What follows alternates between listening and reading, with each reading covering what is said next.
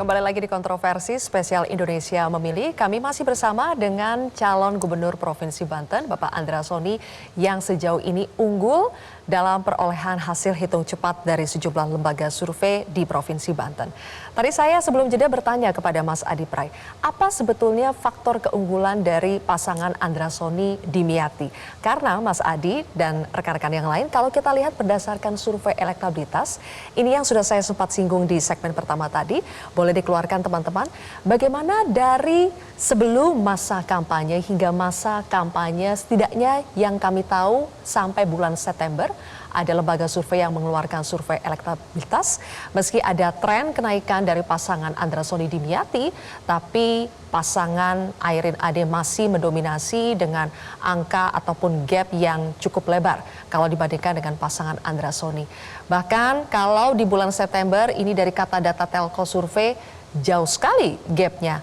Tapi yang tidak tahu juga banyak ya. Nah, ketika hasil hitung cepat keluar dan menyatakan bahwa pasangan Andra Soni Dimyati memimpin hasil hitung cepat untuk pilkada di Banten, apa faktor keunggulannya Mas Adi? Saya kira ada 3 hal, Sylvia. Pertama, tentu dari sosok figur Andra Soni dan Dimyati, yang saya kira memang sejak awal kehadirannya ini dianggap penantang yang relatif cukup serius untuk mengalahkan Airin Rahmidiani yang dinilai mewakili kelompok politik Trahdinati politik dinastinya Bu Atu di Banten. Jadi ada semacam oase harapan besar betapa kekuatan politik dinasti di Banten itu satu-satunya cara mengalahkannya adalah kader Partai Gerindra yang saat ini kemudian diusung sebagai penantang. Jadi dari situlah kemudian kerja-kerja politiknya itu mulai terbaca, yang mengakibatkan faktor yang kedua harus diakui, dan kebetulan kita tinggal di Banten, bagaimana begitu banyak amplifikasi alat-alat ragam politik, kemudian begitu banyak atribut-atribut kampanye, kemudian ada medsos dan media yang disampaikan oleh Pak Andra Soni, itu cukup masif dalam kurun waktu 2 bulan. Setahu saya memang preferensi politik orang di Banten itu memang sering menentukan pilihan politiknya di detik-detik akhir. Kalaupun toh ada survei-survei yang menunjukkan begitu jomplang angka elektabilitas, saya melihatnya itu sebagai bagian dari bias dari popularitas. Karena Pak Andra Soni belum di-launching sama Pak Dimyati, wajar kalau kemudian saat itu pilihan ke politiknya kepada Bu Airin, yang saya hitung rata-rata secara umum, kampanye politiknya dimulai sejak mencalonkan diri sebagai calon anggota Dewan, kurang lebih 1,5 tahun. Tapi ketika 2 bulan amplifikasi kampanye darat dan udara dilakukan, Andra Soni mulai dikenal, Dimyati juga mulai dikenal.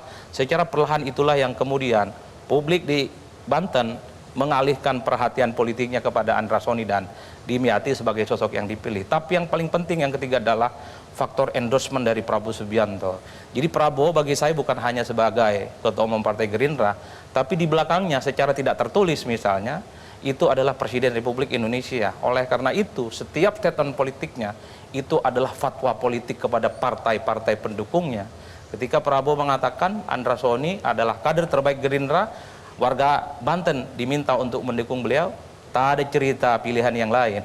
Warga Banten menyatakan bahwa Andra Soni adalah orangnya Prabowo Subianto. Jadi faktor itu yang kemudian secara struktur politik berubah secara total. Kalau kita melihat secara umum, struktur kekuasaan politik di Banten kenapa kuat? Memang lebih kepada politik dinasti Bu Atu.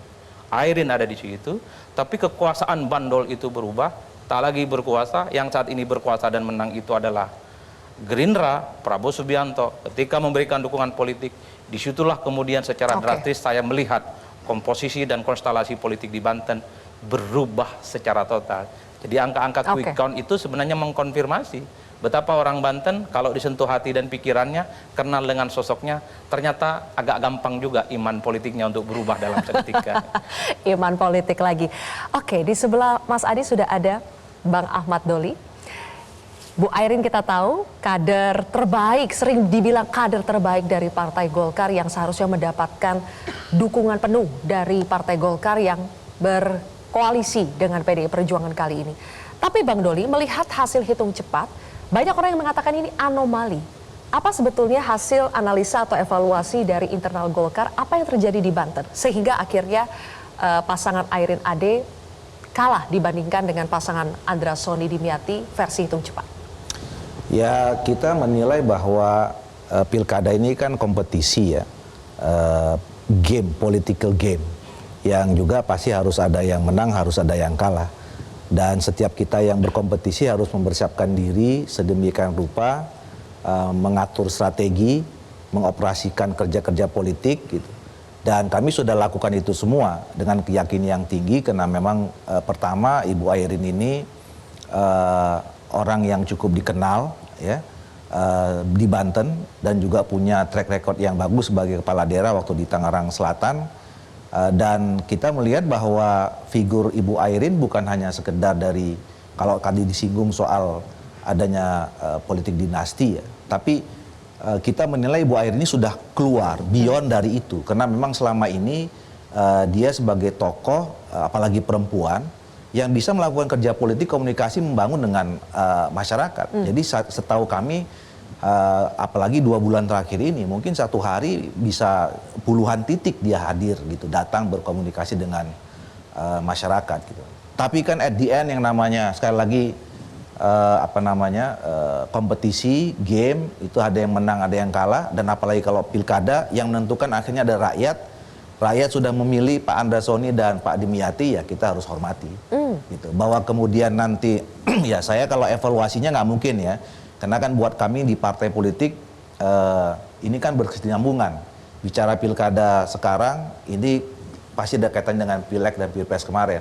Ada kaitannya dengan pilkada 2020 dan seterusnya. Dan sekarang juga nanti akan bicara tentang persiapan di 2029. Di soal evaluasi kemudian apa kemarin titik lemahnya segala macam itu evaluasi internal kami. Oke. Biasanya Bang Doli kalau ada yang kalah dalam tanda kutip ya meskipun versi hitung cepat itu dan padahal selama ini track recordnya itu memimpin, biasanya akan paling tidak bersuara atau menyuarakan apakah mungkin ada dugaan kejanggalan-kejanggalan yang terjadi pada saat hari H maupun sebelum hari H. Tapi ini kan kita sama sekali belum mendengar ada statement apapun dari Bu Airin maupun Pak Ade Sumardi. Apakah bentuk diamnya ini adalah sebuah strategi atau sebuah bentuk penerimaan atau bagaimana Bang Doli? Kami seluruh Indonesia sekarang sedang mengumpulkan ya, kan memang waktunya masih cukup ya. Penetapan akhir itu masih pertengahan Desember. Kemudian kalau mau mengajukan gugatan masih ada beberapa hari ya. Jadi bukan hanya soal Banten, tapi kita sekarang sudah mengirimkan surat dan berkomunikasi dengan seluruh DPD daerah provinsi maupun kabupaten kota. Mana yang dimungkinkan kalau memang kita posisinya kalah ya. Apa evaluasinya dan kemudian apa yang ditemukan di lapangan. Nah, kita belum bisa merilis karena memang sekarang lagi mengumpulkan data bahwa ada indikasi-indikasi yang kita anggap janggal itu sedang kami kumpulkan. Nanti apakah itu kemudian menjadi sesuatu yang bisa dibuktikan atau tidak, kita tunggu waktu nanti akan. Jadi ada. Jadi saya dapat masukan dari tim dari DPD Partai Golkar Banten, bukan hanya Banten tapi seluruh Indonesia yang sekarang kita sedang analisis. Oke. Pak Andrasoni, apakah ada komunikasi dengan Bu Airin setelah keluarnya hasil hitung cepat? Belum. Ya nantilah. Nanti, menunggu apa Pak? Loh ini kan masih quick count. Kita kan menghormati yang namanya proses pilkada itu dari penyelenggara. Nah ini kan masih dalam proses penghitungan dari TPS, kemudian berangkat nanti ke kecamatan. Dari kecamatan nanti ada rekapitulasi, kemudian akan ada yang namanya berita acara yang akan ditandatangani oleh kedua belah pihak dan penyelenggara termasuk Bawaslu. Dan kemudian nanti kan ada tingkat kabupaten kota, selanjutnya nanti akan ada tingkat provinsi, pleno. Baik. Nah, kita akan menunggu itu. Kalau dengan gap selisih suara sejauh itu Pak Andrasoni, apakah masih ada pikiran di tim dari Pak Andrasoni Dimyati untuk kita tetap harus mengawal suara kita dengan baik, semua saksi tetap dikerahkan, kewaspadaan tetap tinggi, atau ya sudah bisa lebih santai Pak sekarang?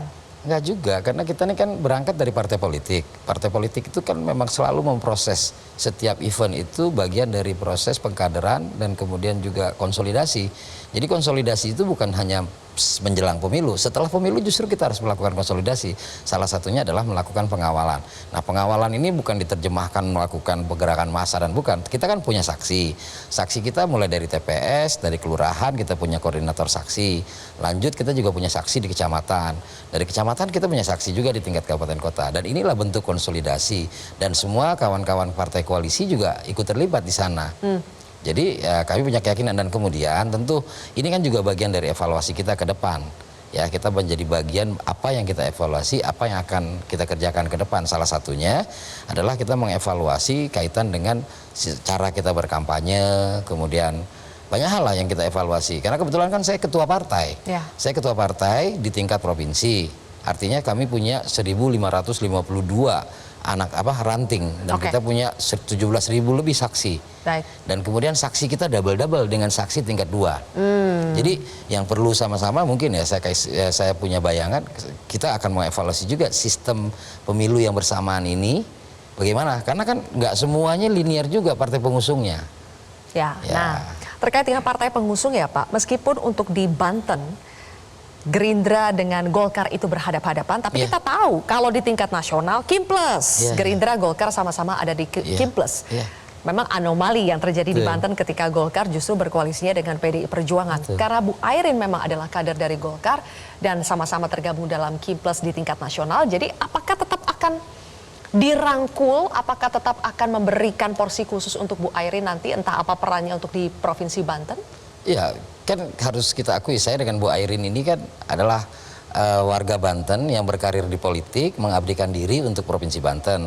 Kami maju sebagai sama-sama kandidat di pilkada ini kan artinya bukan pertarungan personal.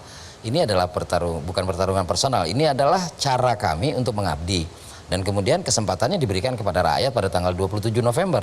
Nah, sebelum tanggal 27 November ada waktu 2 bulan diberikan kepada kandidat untuk menyampaikan gagasannya.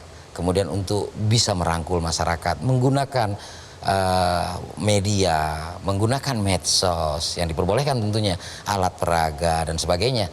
Dan tadi saya sampaikan, ini kan pengalaman pertama bagi semua calon dilaksanakannya bersamaan dengan tingkat 2. Ya, kemudian di tingkat 2 sendiri kan ada yang gubernurnya ke saya, tapi tingkat 2-nya ke kandidat lain yang bukan mitra saya. Saya sih merasa bahwa ini pengalaman pertama bagi semua kandidat, bagi semua partai, bahwa pemilu dilaksanakan bersamaan, karena kan tokoh di tingkat provinsi, tokoh di tingkat kabupaten kota itu berbeda-beda. Oke, baik. Ya. Tapi yang jelas salah satu faktor yang tadi diakui oleh Pak Andrasoni dan juga analisa dari Mas Adi Praitno adalah faktor endorsement dari Pak Prabowo yang merupakan Ketua Umum Partai Gerindra.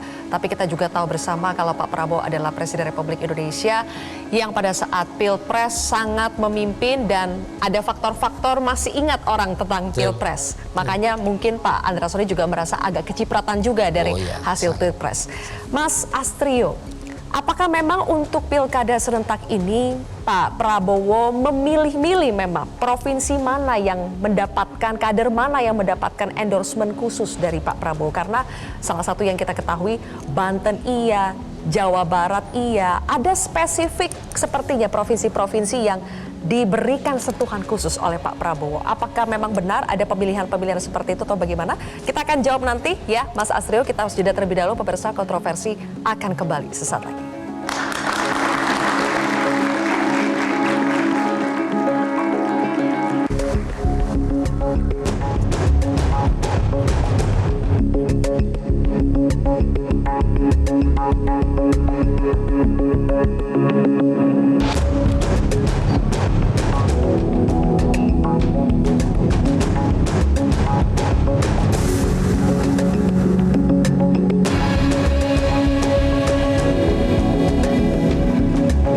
Jelajahi cara baru mendapatkan informasi. Download Metro TV Extend sekarang.